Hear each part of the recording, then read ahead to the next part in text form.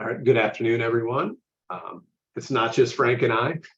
Just a reminder for anyone who's already been here or news for if this is your first one of these Medicaid Monday webinars, that we have several people. We have two offices, two main offices. We practice a lot of other places, including in New York and also New Jersey, Massachusetts, and Florida. So if you need something in our practice areas, we're probably well equipped to handle that. I'm just glad my picture's still there every time we show that slide.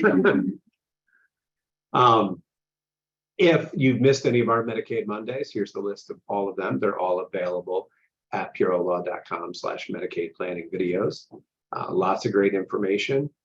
We will be continuing to do more as we go on, but lots of knowledge there if you missed any of them. So what are we going to talk about today? We're going to talk about Medicaid income, resource, and allowances. That's kind of a refresher for most of you. Fundamentals of Medicaid planning or planning in general for individuals with disabilities. Rule changes that are coming up, types of trusts to be used when we're doing these plans, pooled trusts, which we use obviously for Medicaid purposes as well, and ABLE accounts, which are still relatively new. I think somewhere about 5 years ago they came in, but in this area, that's still a new thing. Sure. So Frank, you want to give them the refresher here? Sure. So just like every other time we've done these webinars, we have good news, right, for 2023, and that's our income limits are up, asset limits are up. Not going to spend a lot of time on this. If you have a lot more, if you want a lot more in-depth knowledge about all this stuff, go back to some of our previous Medicaid Mondays. But essentially, if you're an individual, you have an income limit, you have an asset limit, they're both up. Income is now $1,697 per person.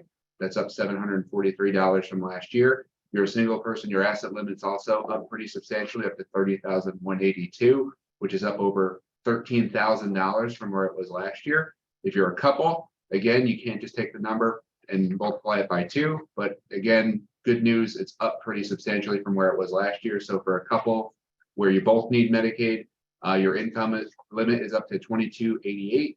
And then your asset limit is up to almost $41,000. Again, both of those being substantially higher than they were just 8-ish months ago when we were back in 2022. So what are we talking about today? So we are talking about implementing techniques and plans and documents that allow people to use the maximum amounts allowed on federal and state programs, which really don't cover everything, okay? They certainly can cover basic needs, but sometimes transportation or housing, it's not enough. We, of course, like to enrich people's lives when we can by getting them a laptop or vacations or other experiences or training that may not be available. So we use these plans to really make sure people have a nice quality of life. And that's really the focus of this planning area. There are obviously benefits not based on financial needs. Some of it's based on physical condition or whether a parent has passed away. And then there are obviously housing and other benefits, but that's not really what we do. We deal mainly with Medicaid and preserving other benefits through planning. So Frank. So, but as Aaron said, right, there are many government benefits that aren't financially based, but the ones that we typically focus or counsel on are the ones that are much more financially based. So the first one on the top of that list is your supplemental security income or your SSI. So that's generally a program that we see people that need not only Medicaid, but other health insurance and other things. But this one, as I'm sure is pretty evident from the information on the slide, it's very heavily based on your income and your assets or your resources. So for this one, you only have $914 a month of income as an allowance, and your resources are $2,000 or less. So one of the things that I think people get very confused about is when we say, well, I have someone in my life, they have SSI, right? I think that term, unfortunately, is interchangeably used for many different types of Social Security. So in this instance, this is SSI, meaning supplemental security income, where you can only have that very small amount of income, small amount of resources. You essentially get a monthly benefit that gives you some things towards housing, some things towards food, some things towards medical, all that good stuff, and you automatically get to be enrolled with Medicaid if you qualify for SSI. But again, that resource limit is $2,000. It has been that for a very long time. No real talk of that changing. So if you thought that the $30,000 limit that we're talking about for Medicaid wasn't very high, $2,000 a month for SSI is considerably less. And again, that hasn't changed. Other program that we talk a lot about, this is the subject of all of these webinars we've been doing all year, is Medicaid, which that's your joint state and federal program that talks about providing for in-home care, nursing home care, to some degree assisted living care with your income, your asset limits of the numbers that I just quoted just a few minutes earlier. So we do think that there are changes coming to the Medicaid rules. Again, if you want to know more about these, go back into some of the previous webinars. But essentially, we saw lots of different changes back in 2022 involving the New York independent assessor enrolling with or having to use a independent physician, having to have an independent review panel go over high needs cases. We have a lot of more in-depth information in the past about those. Biggest things that we saw with all of those things was that it was taking a long time to process all of these things and was leading to disappointing results and lack of hours. So when you're dealing with not only people that are in need of these services, whether they have a disability or not, that wasn't good news. But now if you're throwing on top of that, where we're trying to plan for somebody who has a disability or somebody living with a disability, these delays and these challenges could be even more pressing than in other circumstances. So again, changes ahead. As far as we know, there's going to be that 30-month look back coming for home care benefits starting April of 2024 from all the current information that we have. Obviously, stay tuned here. The more we know and the faster we know it, the more information we'll be able to give out. But for now, we're planning that as of about just short of a year from now, we're going to see a look back in place for 30 months for home care benefits. So we want to talk about planning. And there's a common mistake that I hear a lot of people talk about is that let's say they have two children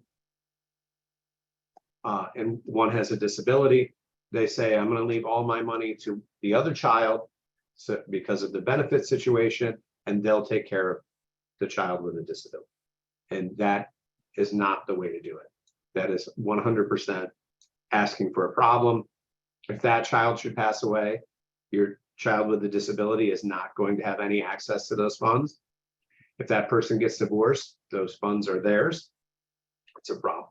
There's many, many ways around that. Also, if you have a person with a disability who is going to be a beneficiary, you first of all need to have a will. Because in an administration, which is the lack of a will, no planning can be done. So we've lost a lot of opportunities, let's say, to make sure that the money is preserved and best used for the person you want it to go to. And just having a basic will generally is not enough. You need a will that creates a supplemental or special needs trust to preserve the assets for that person. So if you have a person with a disability in your life, please plan and please plan carefully. So we're talking about supplemental needs trusts. Okay, these can be a trust under a will, can be a standalone trust, like when we create a Medicaid asset protection trust, it can be just like that. Again, we're trying to support and enhance a person's quality of life and provide for things that governmental benefits do not provide for. So what do we do when we design these trusts? Well, we have to take into account who we're designing them for. Sometimes we have people who are intimately involved with the design of this trust. Sure. Sometimes we just have, like, it's not uncommon where we may be dealing with somebody who has suffered a traumatic brain injury where they need some assistance with certain parts of their life, but in other ways they remain very highly functional. We also can see the other side of the gamut where we have someone who's been completely disabled for their whole life, and that's how the remainder of their life is going to be led on their part. So a lot of what we do, just when it goes hand in hand with just like any other type of trust that we're designing. No case is the same, and it makes sense to look at the entire picture and put together a plan that works both for the family, the individual, and for that future individual's needs and things as they age and they grow older. So there are basically really two types of standalone trusts. Okay, in a third trust, a pooled trust is for income most of the time, although it can be an asset trust here. We're going to talk about that as we get further along. A pooled asset trust is not something we use often, but sometimes it does make the most sense. More typically, we are using either a first party or a third party SNT. We use a first party SNT when money has been left outright to a person with a disability, meaning that the person who left them the money didn't have a will, or they were named a beneficiary directly, which is something that people don't think about too. A third party trust we're using when there's been a plan in place previously. Now, not to overcomplicate it, but a third party supplemental needs trust can be formed out of a Medicaid asset protection trust or a living trust, a revocable living trust. Or it can be created on its own to receive certain things, whether that be retirement funds, a bank account, a house, all things that can be done. If you do leave a person with a disability real property, please think about how you're doing that and whether there needs to be some funds set aside with that as well, because their benefits may not be able to support the real property long term. Yeah, real property gets dicey potentially when we get to situations that involve a supplemental needs person, because I think in a lot of respects, when we deal with families, it's the family's usually inclination to want to treat everyone as equally as possible. Correct. Sometimes it doesn't make sense to treat someone who has special needs equally. Sometimes they actually need more than the others. Sometimes they may need a little less than others. But if you want to essentially cut everything down the middle, then another way of approaching it may be, let's look at the total number of assets, and rather than take every asset and split it into 2 or 3 or 4, however many beneficiaries there are, it may make sense to let's put this asset aside for this individual, this asset aside for this individual, and then you can kind of come up with just a plan that typically works better, especially when you have these other considerations to think about. So just like in a Medicaid situation, distributions from these trusts need to be made carefully. Correct. Always at the sole discretion of the trustee. So regardless of what type of trust you have, whether it's that first party trust, the third party trust, or a pooled trust, the trustee is the one that's going to ultimately make the decision on to how the funds are dispersed and what they're to be used on. And just to be clear, the supplemental needs person will never be a trustee of any of these trusts. The trust will benefit them, but they're never directly in charge of the funds or how they're used. So again, distributions cannot be made directly to someone on benefits. This is important. They can be used to purchase things for them, for their use. A trust can own a house, the trust can own a vehicle, which is often a big part of this because sometimes these vehicles need to be modified, which can be very expensive. So again, need to be careful here. You need to think about what you're doing, and sometimes you need the advice of a lawyer on what maybe you should be paying for it and what you should not. So when we have a trust, we always have different parties to the trust, right? This is kind of a review of some of the things we talked about when we talked about our irrevocable trust. You have a settlor or a grantor, or settlors and grantors. Essentially, it's who's creating the trust. That could be the individual themselves, it could be parents, it could be grandparents, it could be siblings. These could be lots of different people, but ultimately someone needs to create the trust. The beneficiary, that's who the trust is ultimately going to benefit. That's going to be your supplemental needs person in this context. Your trustee, who controls what's happening with the trust, how the funds are utilized, how they're invested, that certainly can change depending on the type of trust that you have here, right? If you have a first party trust, if you have a third party trust, they're most likely going to be either family members or people within the lives of those people that are creating the trust. If it's a pooled trust, well, then it's going to be the pooled trust trustee. Other considerations that aren't always involved in the actual planning documents, but certainly may want to be consulted or have the ability to be consulted, would be if there are care managers or other social workers involved in the life of the supplemental needs person. The other one that we like to build into a vast majority of our planning documents is the ability to have either a trust protector or a trust advisor. Sometimes those are needed much more to make sure that the trust is jiving with current law, or if there are any changes that have to be made to the trust, just to make sure that it's actually doing its intended purpose and fully benefiting that supplemental needs individual.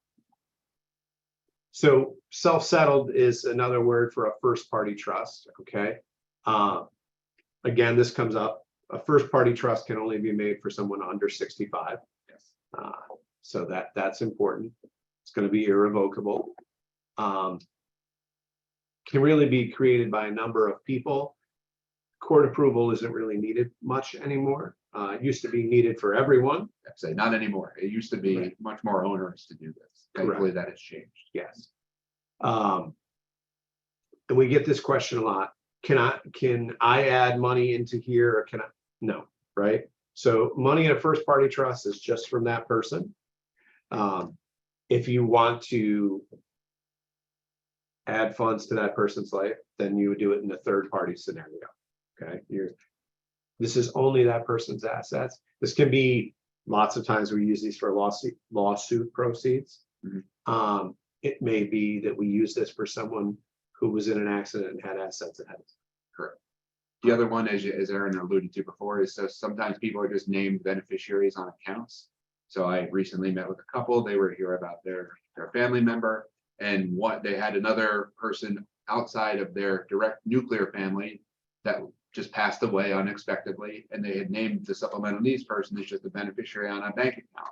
Well, the problem is the supplemental needs person is on Medicaid, and now they're the direct beneficiary of a bank account worth way more than $30,000. So in the eyes of the law, that money is now belongs to the supplemental needs person, but they didn't want to disrupt their benefits. So the only real avenue to preserve those Medicaid benefits would be to actually have either the individual or somebody else create that first party trust on their behalf. You put the funds in there and they continue on with Medicaid.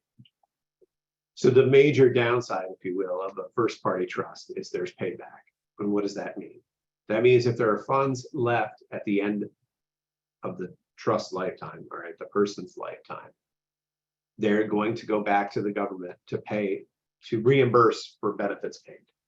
Now, if this person has been on benefits for any period at all, usually this wipes out the trust principle.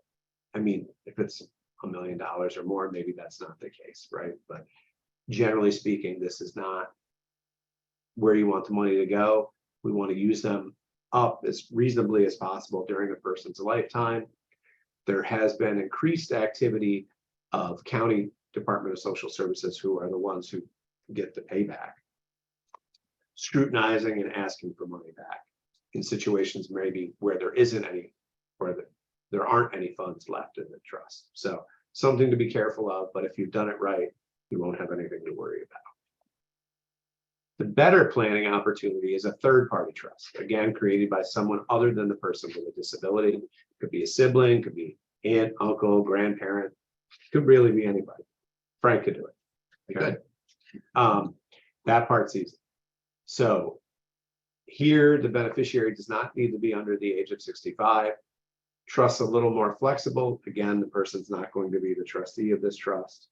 But again, we can't be giving money directly to the beneficiary. We might be those supplementing their rent, or again, transportation, vacations, computers, medical equipment that's not provided, or sometimes it's equipment to help somebody communicate. Pretty wide open in that arena. I think one of the nice things that I've always enjoyed that we've included in our documents is we actually give flexibility to the trustee to actually make the decision that, because sometimes depending on what the federal benefits are for, it's like, so for instance, like SSI is usually the easiest one here. So if you have someone who's receiving SSI, if then they have a trust and the trust starts paying for things like housing or food or other things that SSI was supposed to pay for, well, when SSI finds out that such payments were being made, they're going to reduce the benefit, because if the trust is paying it, then you don't need SSI to pay for it. Well, sometimes there are scenarios where there's so much, or there's enough money in the trust that it would actually benefit the beneficiary to stop receiving the federal assistance or the governmental assistance and use the private funds, because what they're able to get with the private funds, it makes the life better for that supplemental needs person. And the trustee in a lot of our trusts have the flexibility to make that choice. That's right. So if it makes sense to do it, you can. If it doesn't, you don't have to. Who can be a trustee? Really can be anybody again. Sometimes it's a family member. A lot of times there isn't a person left in the tree though when we get there.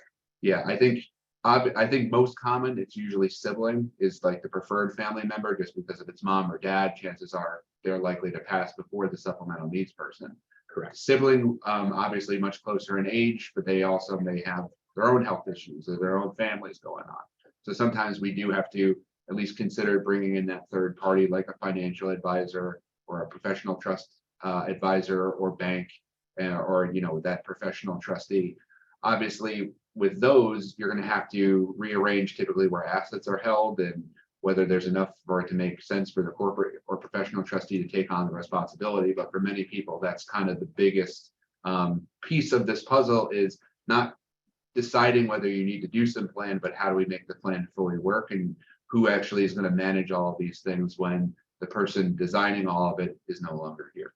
Right. And to be clear, it does say attorney, but I can tell you right now that we are never going to be that trustee. So we just cannot serve in that role. So another opportunity for planning is a pooled trust. We talk about these a lot for Medicaid, where we're usually using them for monthly income. Here it might be for monthly income.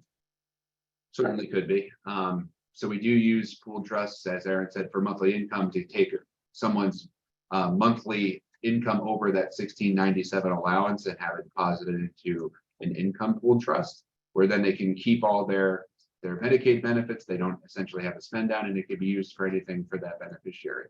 We did a whole Medicaid Monday with Sarah Grimes from NYSERC about this in April. So if you have specific questions or concerns about this specifically, we did a whole half hour on it back in April. So we're not going to spend a lot of time on it now for that piece.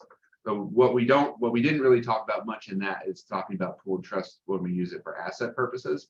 So the biggest thing with this one of why it could be preferable to either a first or third party trust, like we've already talked about, is for one, you can set this up after the individual is age 65. So if we have a scenario that would be right for a first party trust, but they're just too old, right, you can use a pooled trust for asset purposes for this.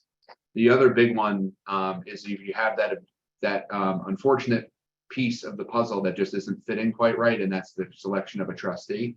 So with a pooled trust, you get a trustee. It's the pooled trustee is actually the trustee that you get to rely on. So for some people, even though they might like the flexibility that comes with a third party trust, if you don't have a trustee to select to put in that place, considering setting up a pooled trust with that pooled trust trustee might actually solve your problems just with other strings attached with it. That's right. So the one major downside of an asset trust for this purposes still goes to the charity upon the death of the beneficiary. So it's similar in the first party trust in the sense that the money doesn't disperse out to either the family or the other beneficiaries of the family that was creating the plan, but the supplemental needs person gets the benefit from it during their entire lifetime. And again, with careful kind of planning and consideration, it's not uncommon where a vast majority of these trusts will either be completely spent down or mostly spent down towards the end of that person's life, where there wouldn't be a lot there remaining to either go back to either the state or the charity, right? Depending on what type of gesture. This is a good solution where we don't have a great choice for a trustee, and we have some good amount of life expectancy, and we're not putting huge dollars in here, right? Generally speaking, I mean, you can do any of them, but our advice would be, if it's a smaller amount of money, tends to be a good way to go. So ABLE accounts, again, relatively new, not as new as I thought they were, I guess, 9 years. Still under 10. These allow for a person with a disability to really be a little more in charge of their money. Right, which for obvious reasons, this isn't going to be ideal in many different scenarios, because you have to kind of be trustworthy and able to manage your own money if you're creating an ABLE account for someone. We work with many people with supplemental needs. They're more than capable of handling this responsibility, but there are also many others that unfortunately cannot. So one of the factors that you have to meet is you have to have that disability before the age of 26. That's usually, I don't think, much in question. That's pretty, black and white. That's either a yes or it's a no. But there are also other financial benefits. So for instance, the earnings in it aren't taxed to anybody. You can make annual contributions up to the current gift tax annual exclusion. So so as of today, that limit is $17,000 per year. And the first 100,000 in it is excluded for SSI purposes, which is a fantastic result. If you have someone who needs to be on SSI, and you can give them substantially more money than those $2,000 they're allowed to have otherwise. If you have Medicaid more concerns, then your ABLE account is always exempt for Medicaid purposes, regardless of its value. So it's not limited to the first 100,000, just like SSI would limit that first amount of money. You can also roll them into other accounts. So that's also nice. But again, just like the first party trust and just like those pooled trusts, the major disadvantage of these is that it has Medicaid payback provisions in it. So again, the money could be used for that person during their lifetime, but when they pass, if they've been on Medicaid for really any substantial amount of time, as Aaron said, because it's essentially limited to 100,000 for SSI people, any amount for Medicaid. But if you have a Medicaid SSI person, there's not going to be a lot of money in there, and it's most likely going to get eaten up by Medicaid for these payback provisions at the end. Yeah, one thing you could do is to have RMDs funneled here if you're not using the money for a certain period of time. Obviously, you don't want to go over really 100,000 if you can help it. But all right, so our next one coming up in September is going to be Lou and Frank. They're going to be talking about planning for immediate needs Medicaid, which has a lot of intricacies, let's say, not the easiest thing to get. And that brings us to the end. And